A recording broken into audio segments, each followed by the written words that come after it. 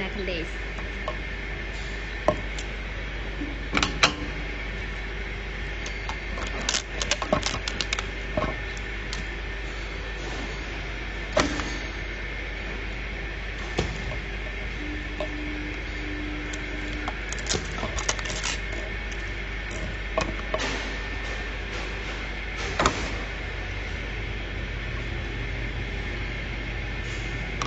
Next to say,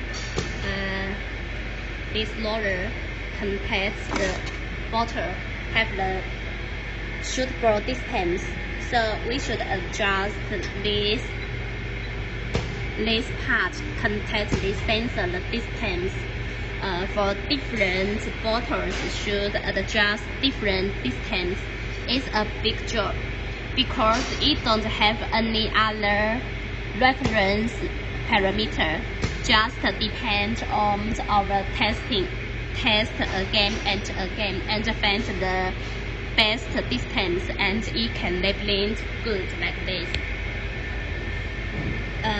Now we try to move this roller and make the bottle here the different height. Now press again. It will result not good labeling like this. So now how to do?